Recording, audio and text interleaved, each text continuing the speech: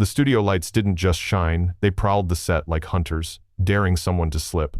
Viewers tuned in, expecting late-night routine, the easy grin, the quick jab, the laugh track that papers over anything real. But the atmosphere was different this time, heavier, sharper, almost electric. It felt less like entertainment and more like a trial by fire. On one side sat Greg Gutfeld, the king of sarcasm, confident that his usual mix of mockery and smugness would carry the night. On the other side was Karoline Leavitt, young, disciplined, and far less interested in playing the role of his punchline. That tension was the fuse. Because everyone watching knew, when a veteran leans on cheap laughs, it only works if the guest wilts. But what happens when the rookie doesn't crack, when she stays steady, turns her gaze to the camera, and refuses to be boxed in? Suddenly, the script is flipped, and the room itself starts to betray the host. You could feel it even at home, through the screen, that something unexpected was about to explode. And before we dive deeper, hit subscribe, smash that like button, and drop your city in the comments so I know where you're watching from. Because the moment you're about to relive wasn't just another television spat, it was the night composure turned into a weapon, and the smirk across the desk finally lost its shield. The cameras were rolling, but it didn't feel like entertainment, it felt like a collision waiting to happen. Every second inside that Fox studio carried tension, as if the walls themselves knew someone's reputation was about to bend. Greg Gutfeld leaned back, casual, sure of himself. Years of tossing barbs at guests had taught him to expect the same outcome every time. A laugh, a stumble, a win. His brand was built on it, sharp digs followed by that half grin audiences either loved or hated. But Karoline Leavitt didn't fit that script. She wasn't a nervous newcomer fumbling for approval. She walked in with the poise of someone who'd been under hotter lights before. Her posture said it all: steady shoulders, deliberate tone, and a focus that refused to waver. The contrast was magnetic sarcasm versus discipline, spectacle versus intent. You could sense the crowd preparing for a punchline, but instead they got stillness, and stillness changes everything. That's when viewers at home start leaning closer, realizing they might be watching more than a routine segment. They're watching a test of who can really command the stage. And let me know in the comments, have you ever seen a moment where the so-called underdog takes total control? Because this was the spark, the kind that doesn't just light up a show, it burns its way into memory. At first glance, the setup looked ordinary. 2 chairs, a desk, and a late-night backdrop glowing with stage lights. But what unfolded across that desk was anything but ordinary. Greg Gutfeld had spent years turning politics into punchlines, cultivating an image as the smug referee of conservative comedy. He thrived on control, bending interviews into laugh tracks that left guests scrambling while he walked away untouched. For him, this was just another night at the office. But seated opposite was Karoline Leavitt, a figure who disrupted expectations the moment she sat down. Barely into her 20s, she had already stormed through political ranks, communications pro, campaign fighter, and the youngest White House press secretary in history. She wasn't just another booking. She was a rising symbol for a generation that refuses to wait its turn. The clash wasn't just personal, it was generational. On one side, a host clinging to well-worn tricks. On the other, a young conservative who embodied discipline, clarity, and a refusal to be dismissed. The air felt like 2 eras colliding, sarcasm colliding with substance. And as you watched, you couldn't help but ask yourself, which one would hold the room when the dollarum? Jokes ran dry? Drop your thoughts below. Does experience always win, or can focus and preparation crush the old playbook? That question hung heavier than the lights. Clashes on television happen every night, but this one carried a different weight. It wasn't just another guest tossed into Greg Gutfeld's arena, it was a showdown between 2 forces that symbolized more than themselves. Gutfeld represented the old playbook: sharp wit, ridicule, and a reliance on the crowd's laughter to crown him the winner. Karoline Leavitt represented something fresher, sharper, and far harder to dismiss. She wasn't simply defending her own reputation, she was carrying the expectations of a younger generation of conservatives who had been told for years they were too inexperienced to belong in serious political spaces. That subtext made every pause, every line, every look more charged than usual. For Greg, it was a chance to protect his turf. For Karoline, it was proof that her style of discipline could dismantle the arrogance of media veterans. And here's why that mattered. Audiences at home were tired of noise. They weren't looking for another laugh track or recycled punchline, they were looking for someone who could rise above it. In that moment, the real question wasn't who would land the funniest line, it was who could seize the narrative when the cameras stopped rolling. And that's why people still talk about this clash. Tell me in the comments, do you think composure matters more than comedy when the stakes are real? Karoline Leavitt didn't step into that studio. Empty-handed, she carried history with her. Less than a year earlier, she'd been cut off mid-sentence in a heated CNN exchange with Cassie Hunt. That clip went viral, not because Leavitt lost her footing, but because she didn't. Where others might have panicked or lashed out, she held steady, let the silence sting, and left viewers debating the fairness of the cut. That moment became part of her story, proof that she could handle pressure without cracking. Those receipts traveled with her into every new interview, reshaping expectations. When she faced Gutfeld, people who remembered the CNN clash already knew she could take hits without folding. And for those who didn't, her body language told the same story, measured, deliberate, unfazed by interruptions. That's the secret power of past battles. They give you armor you don't even need to show. You could sense it in the way she slowed the pace, letting every sentence land as if she had all the time in the world. In a studio built for laughs, that patience became unsettling. Suddenly, Greg's antics weren't the focus, her unshaken presence was. And that's when the energy shifted. Have you ever seen someone walk into a fight already holding the receipts? That's what made this night different. It wasn't improvisation, it was experience speaking through every breath. Even before the cameras rolled, the internet was already buzzing. Clips and headlines flooded feeds, claiming Greg Gutfeld had crossed a line with Karoline Leavitt, allegedly telling her to go back where you came from. The phrase hit like dynamite, sharp, loaded, impossible to ignore. But here's the truth. No reputable outlet ever confirmed it.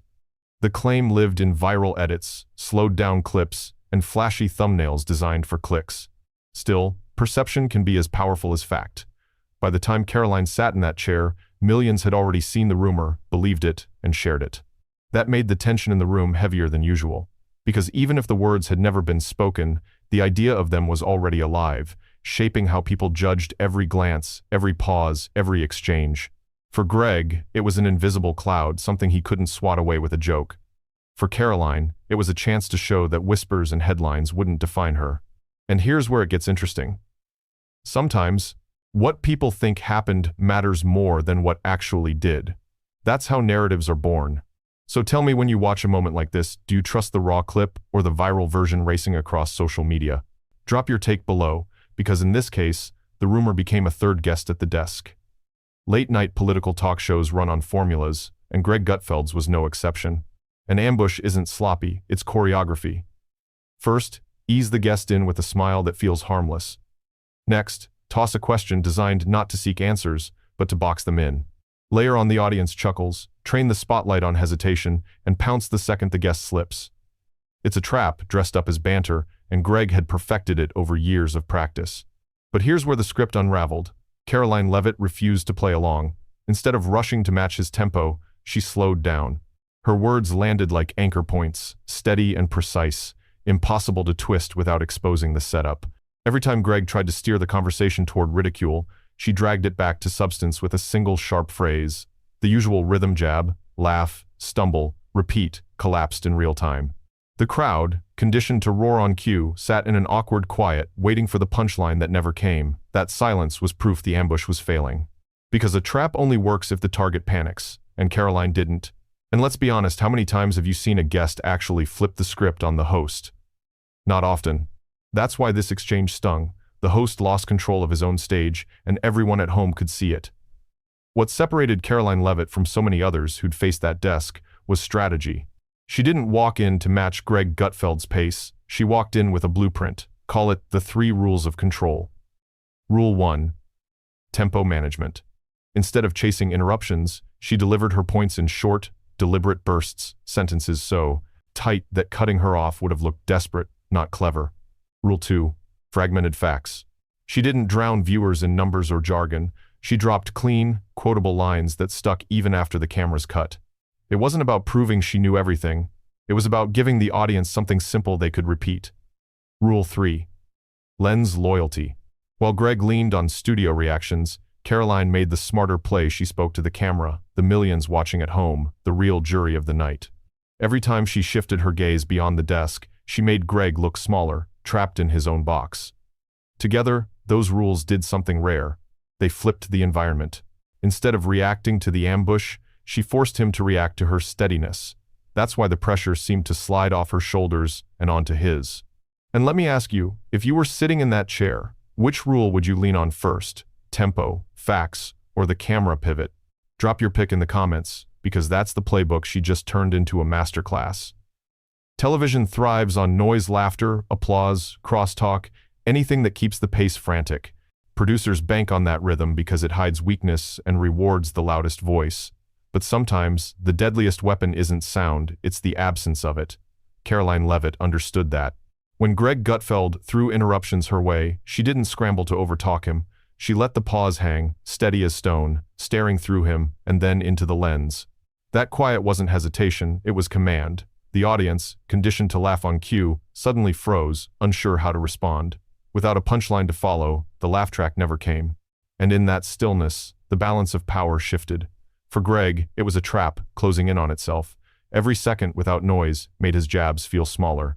For Karoline, it was momentum proof that she didn't need to shout to dominate. And viewers at home, they could feel it too.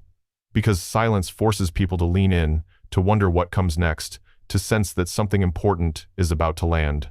Ask yourself, how many times have you seen a guest turn a pause into the loudest moment of the night? It doesn't happen often, and that's why it rattled the room. In a show built on chatter, it was the stillness that left everyone talking. For decades, age has been the easiest weapon in the political arena. It takes no effort to mock someone as too young or unqualified, and for the crowd, it usually lands a cheap laugh. Karoline Leavitt had heard it all before, called a kid, told she was playing at politics, treated as though experience only came with gray hair, and she wasn't alone. Across the media landscape, younger conservatives often faced the same routine. Their ideas brushed aside, their voices reduced to novelty. Was it coincidence that these barbs kept surfacing, or was it part of a broader pattern designed to keep fresh energy from breaking through? Watching Greg Gutfeld lean on his trademark digs, many saw that pattern repeating in real time. Yet here's where it flipped. Instead of shrinking, Karoline leaned into the very criticism meant to box her in. She turned the question of age into a test of substance. If jokes about birthdays were the best he could manage, then the argument was already lost. Viewers at home felt that shift. They weren't watching a kid getting schooled. They were watching an underdog expose the weakness of recycled insults. And that's what made the moment sting. Sarcasm looked lazy, while steadiness looked sharp. So let me ask you, do you think age should still be a political weapon, or is it just proof of weak arguments?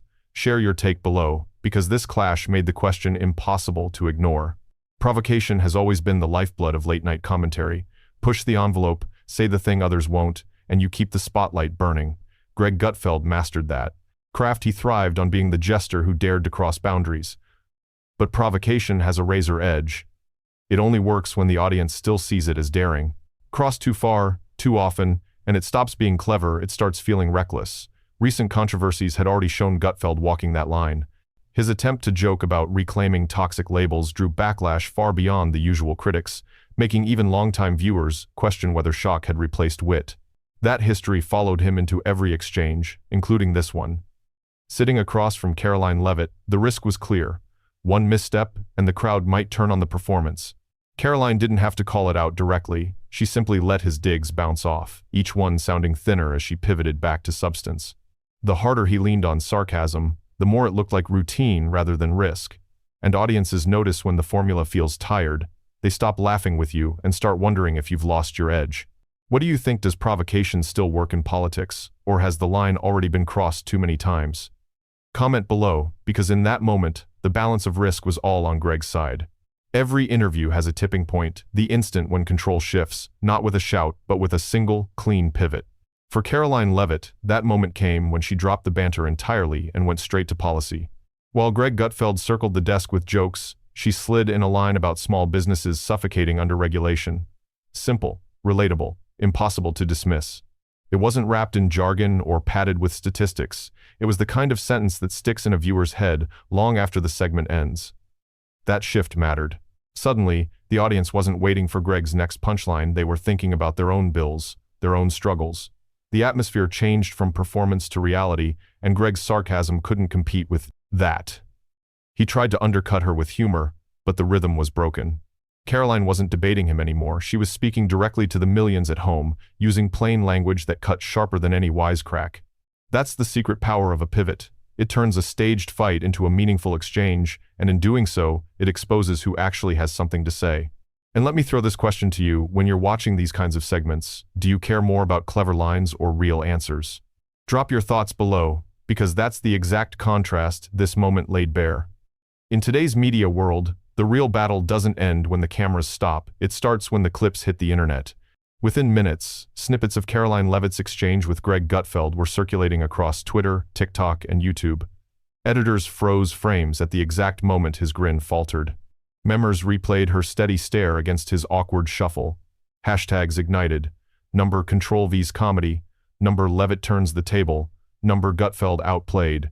What mattered wasn't the full interview, it was the 10-second highlights that told the story in miniature.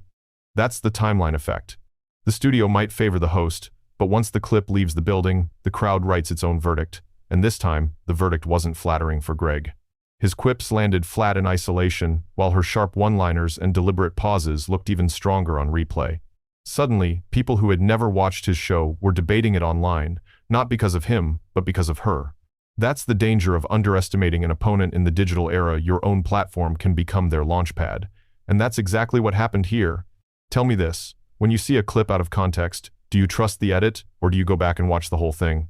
Drop your answer below, because in this case, the edit was the story, and it spread faster than the show itself ever could.